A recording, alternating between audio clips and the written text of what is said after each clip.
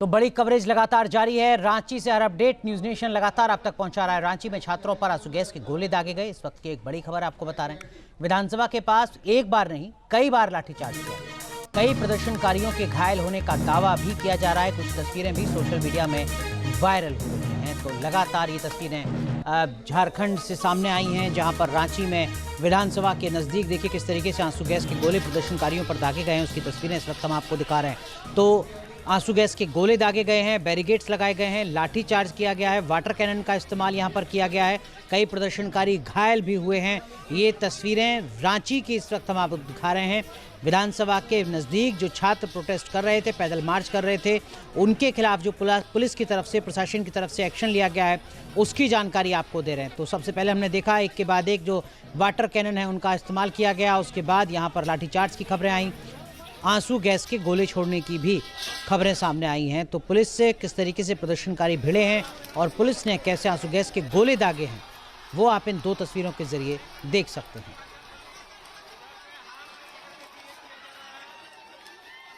सीधा रुख करते हैं रांची का। हमारे सहयोगी उत्तम वत्स हमारे साथ लगातार बने हुए हैं, जो हर अपडेट आप तक पहुंचा रहे हैं। उत्तम, इस वक्त की क्या कुछ स्थिति है? क्या अभी भी प्रदर्शनकारी वहां डटे हुए हैं या अब वहां से भीड़ हटनी शुरू हुई है? उत्तम, देखिए अनुराग, जिस तरीके की तस्वीर आपने पहले भी देखी थी, उससे कहीं अलग तस्वीर आपको नजर आने वाली है, क्योंकि जिस बैरिकेड पर छात्र लगातार जमे हुए थे और जहां पर जिस बैरिकेड को तोड़ने की वो लगातार कोशिश कर रहे थे, आखिरकार उस बैरिकेड को छात्रों ने तोड़ आगे बढ़ गए। अब हालात ये हैं कि तमाम ये जो छात्र हैं वो विधानसभा से महज 300 मीटर की दूरी पर खड़े हैं और वहां पर अब पूरा सुरक्षा अमला पूरी ताकत लगा रहा है कि छात्र अब इससे आगे ना बढ़े, क्योंकि इससे आगे अगर छात्र बढ़ते हैं तो बहुत मुमकिन है कि वो विधानसभा के जो कैंपस है उसके भीतर भी वो दाखिल हो सकते हैं। तो फिलहाल की तस्वीर अब बेहद धीरे धीरे गंभीर होती जा रही है।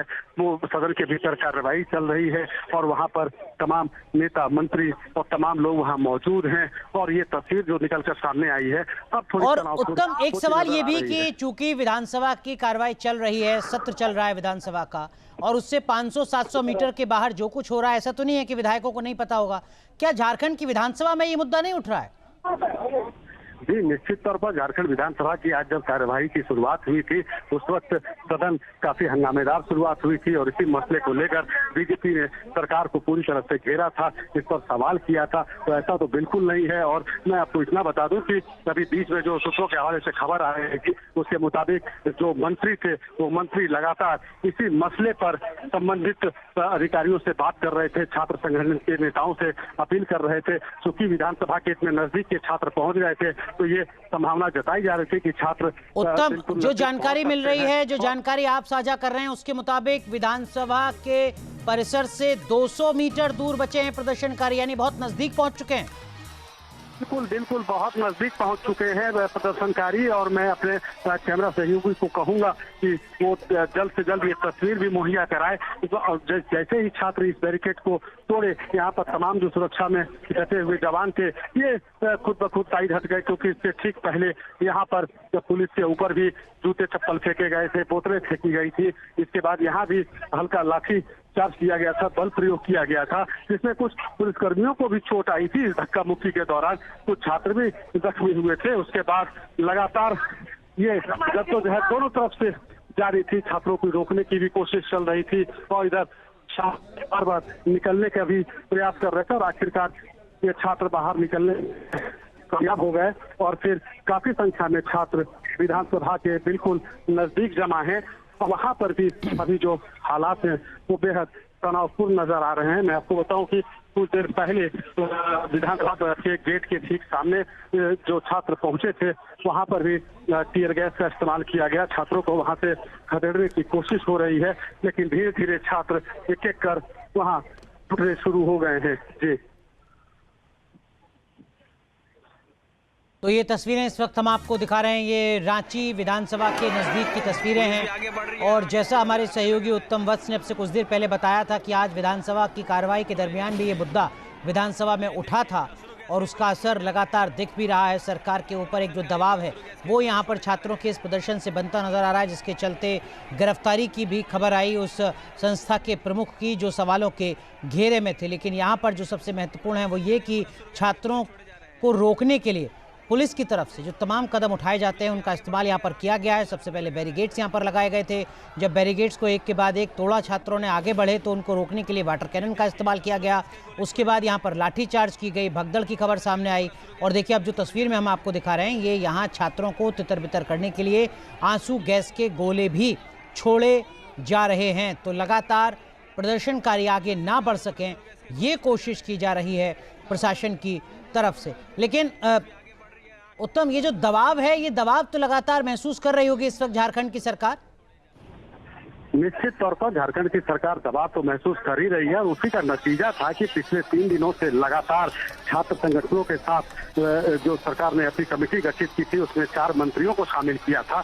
तो सभी लोग लगातार स्टेट गेस्ट हाउस में बैठकर छात्रों से बात कर रहे थे। बात काफी हद तक आगे भी बढ़ी थी, कई मुद्दों पर सहमति भी बनी थी, लेकिन ये एसएससी सीजीएल के मसले पर ये वार्ता टूट गई थी। तो ये दबाव का ही नतीजा था और फिलहाल जो स्थिति दिख रही है, जो तस्वीर निकल कर सामने आ रही है, उससे साफ है कि इस वक्त सरकार पूरी तरह से दबाव में नजर आ रही है। यही वजह है कि जिस तरीके से छात्रों ने यहाँ पर प्रदर्शन। उत्तम, एक चीज और आपसे समझना चाहेंगे, यहाँ दिल्ली में जो विपक्ष के नेता हैं वो कह रहे हैं कि भाई जब दिल्ली में केंद्रीय शिक्षा मंत्री ने इस्तीफा दिया तो झारखंड के जो शिक्षा मंत्री हैं वो इस्तीफा क्यों नहीं दे रहे हैं? क्या वाकई जो प्रदर्शनकारी हैं उनकी मांगों की लिस्ट में कहीं झारखंड के शिक्षा मंत्री का इस्तीफा भी है या नहीं है? जी देखिए, इस तरह की झारखंड में जो प्रदर्शन चल रहा है, मैं आपको स्पष्ट बता दूं कि इस प्रदर्शन में छात्र सीधे अपने मुद्दे पर अड़े हुए हैं। इनके अपने मुद्दे हैं और ये मुद्दे जेपीएससी, जेएसएससी, सीजीएल से जुड़े हुए मुद्दे हैं। इसमें कहीं भी इन्होंने छात्रों की तरफ से शिक्षा मंत्री के इस्तीफे की बात सामने नहीं आई थी।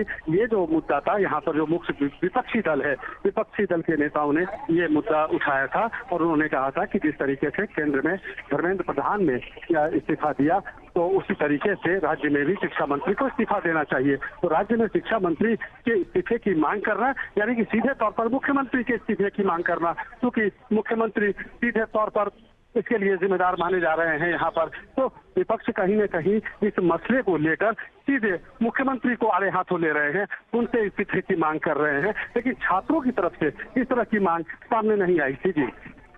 जी, लेकिन अब आगे छात्रों की क्या रणनीति होगी आज के इस प्रदर्शन के बाद? क्या यहीं विधानसभा के नजदीक ही धरने पर बैठ जाएंगे या ये जो प्रोटेस्ट था ये कुछ देर में खत्म हो जाएगा? जितने वक्त के लिए अनुमति ली थी उसके बाद क्या आगे की रणनीति? जी देखिए, ये जो तमाम छात्र हैं, ये छात्र यहाँ से अपना आंदोलन समाप्त करेंगे और समाप्त करने के बाद ये फिर अपने आंदोलन स्थल पे पहुंचेंगे, जहाँ ये पिछले 17 दिनों से लगातार आंदोलन कर रहे हैं, जहाँ पर इनका मंच है। ये अपने मंच पर वापस लौटेंगे। ये एक दिन के विधानसभा घेराव का इनका कार्यक्रम पूर्व से प्रस्तावित था। मैं आपको बताऊं कि कल भी जब इन लोग छात्रों से हम लोगों की बात हो रही थी, उस वक्त भी इन्होंने कहा था, मैंने उनसे सवाल भी किया था कि क्या जिस तरीके से आपकी बातचीत हुई है, जिस तरीके से मैसेज आ रहे हैं कि ज्यादातर मामलों पर सहमति बनी थी, एक दो मसले को लेकर गतिरोध बना हुआ है, तो क्या कहीं कोई गुंजाइश है? छात्रों ने कहा था कि बातचीत के रास्ते हमेशा खुले हैं, सरकार हमसे बात करे, हमारी समस्याओं का समाधान करे। तो हमें भी कोई आंदोलन करने का शौक नहीं है, हम भी यहाँ पर भूख हड़ताल पर बैठे हैं, हम भी घर जाना चाहते हैं। तो छात्रों की तरफ से अभी भी गुंजाइश बची हुई है। ये यहाँ से जो आज का और उत्तम, ये आज के इस प्रोटेस्ट की जो अनुमति है वो कितने बजे तक की है? मतलब जब मैं आपसे पूछ रहा हूँ तब 4 बजने वाले हैं, कितने वक्त तक की प्रशासन ने अनुमति दी है विधानसभा प्रोटेस्ट को लेकर? कोई जानकारी? बिल्कुल, ये शाम 4 बजे तक की अनुमति है। 4 बजे के बाद इनका धरना स्वतः समाप्त हो जाएगा और इसके बाद सभी छात्र अपने उसी जगह पर लौटेंगे जहां पर पिछले 17 दिनों से ये लगातार प्रदर्शन कर रहे हैं। जी, मतलब आप कह रहे हैं कि 20 मिनट के बाद ये प्रदर्शनकारी यहाँ से हटना शुरू हो जाएंगे।